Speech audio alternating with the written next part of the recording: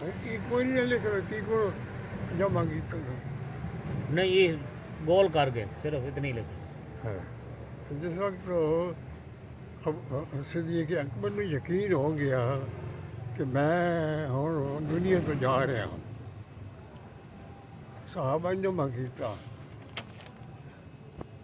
صحابہ نے جمع کیتا بھائی میری حیاتی کا خط پک ہے ہوں دسو میں تو حضور نے میرے سے سنبھالی رکھا حضور کے حکم کے تحت میں تو چلتا رہا ہوں کہ بن سی یہ میں دسو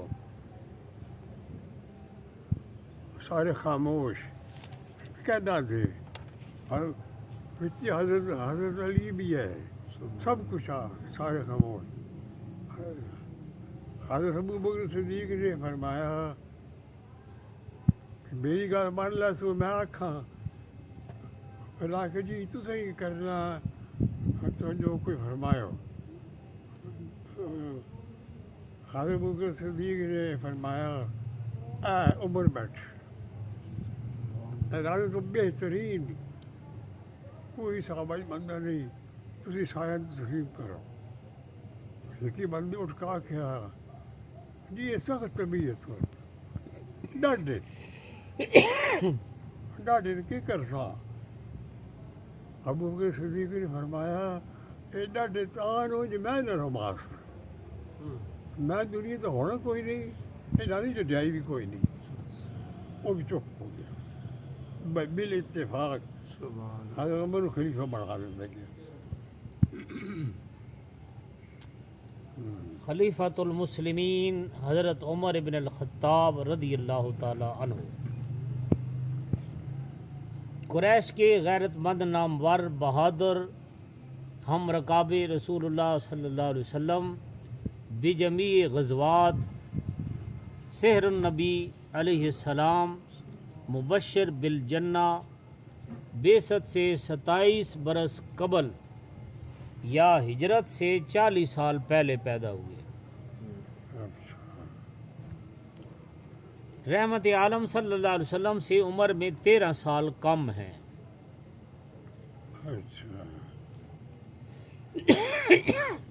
نبوت کا ظہور ہوا اور قریش میں اس کا چرچا پھیلا.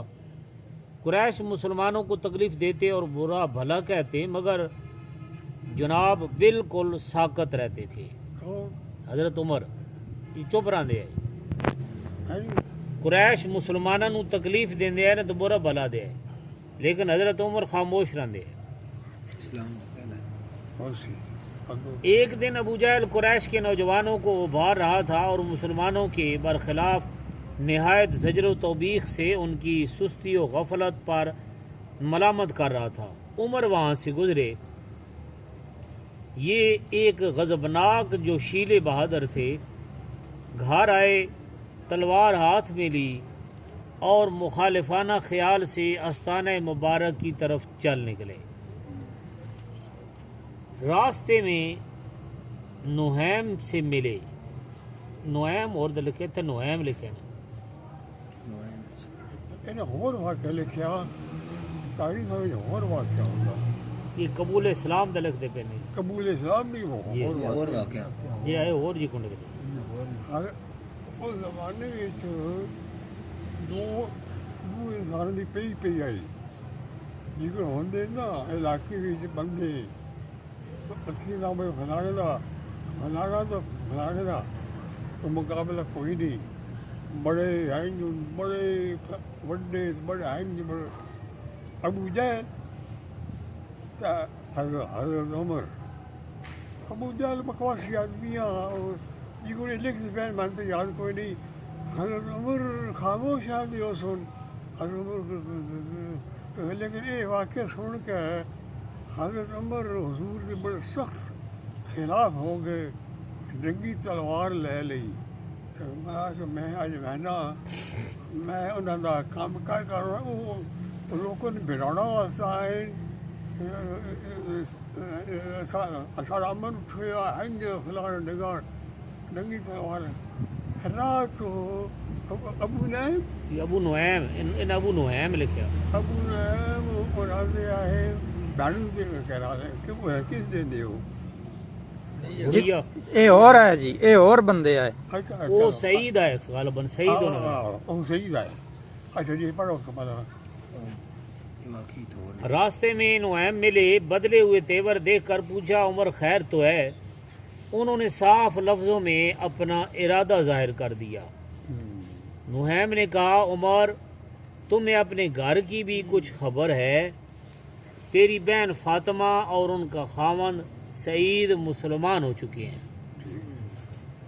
ہاں مجھے تلوار چاہ باندھے ہوتے ہو تب اپنے گھر پہ دیکھو گھر کے پہ ہوندے نے.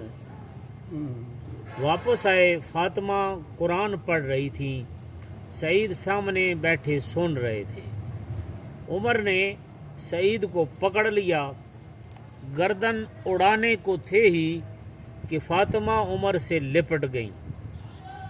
عمر کے ایک ہاتھ میں تلوار تھی اور دوسرے میں سعید کا بازو، اس لیے فاطمہ نے اس پر قابو پا لیا. لیکن جب دیکھا کہ عمر اپنے خیال سے باز نہیں آتا تو چھوڑ دیا اور صاف لفظوں میں بآواز بلند کلمہ شہادت پڑھ کر کہا اشہد اللہ بے شک ہم دونوں مسلمان ہیں اور مسلمان ہی رہیں گے. تیرا غضب اور تیری تلوار ہمارے یقین کو بدل نہیں سکتی. اب تمہیں اختیار ہے، جو چاہو کرو. مسلمان مظلوموں کی ایمانی صداقت اور اسلامی سچائی کے اس امتحان سے عمر پسیج گیا. مخالفانہ خیالات کافور ہو گئے. بولے جو تم پڑھ رہی تھیں مجھے دکھلاؤ. حلفیہ اقرار لے لینے کے بعد فاطمہ نے لکھے ہوئے اوراق دکھائے. یہ سورہ حدید اور طٰہٰ کا مجموعہ تھا. طٰہٰ ما انزلنا علیک القرآن لتشقى. یہ آدمی کہیں حدود جی ہو رہا ہے. اچھا یہ حدید بھی ذکر بھی چاہیے لگا سورت حدید بھی ہے. ہاں حدید بھی وہ بھی ہے. عمر فصیح و بلیغ کلام عرب کے ماہر اور اشعار عرب کے جاننے والے تھے. کلام مجید کی ایک ایک آیت پڑھتے اور کہتے واللہ یہ انسان کا کلام نہیں. جب یہ آیت اننی انا اللہ لا الہ الا انا فاعبدنی کی تلاوت کی تو ضبط نہ کر سکے. دل پانی پانی ہو گیا اور آنکھوں کی راہ آنسو بن کر بہہ نکلا. جسم میں تھر تھراہٹ سی آ گئی. اسی حالت میں قدسی دربار یعنی درکدار ارکم میں حاضر ہوئے. رحمت عالم صلی اللہ علیہ وسلم نے سینہ مبارک سے لگا لیا. عمر کلمہ شہادت پڑھ کر حلقہ اسلام میں آ گئے. اظہار مسرت میں نعرہائے تکبیر اس زور سے بلند ہوئے کہ آسمان گونج اٹھا. صحابہ حضور کی خدمت میں بیٹھے ہوئے ہیں نا تو عمر دور دس پہ مشہور تک بھی ہے نا بڑے ڈاڈے نو دس پہ صحابہ نے عرض کی تھی جناب عمر ننگی تلوار چاہ کے لگا ہوں. فرمایا آؤں دیو علاج کیا تھا آؤں دیو. حضرت حمزہ رکھ رہا ہوں کہ میں مقابلہ کریں.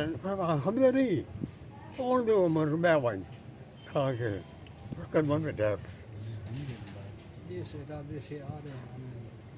شمار میں حضرت عمر 40ویں مسلمان ہیں.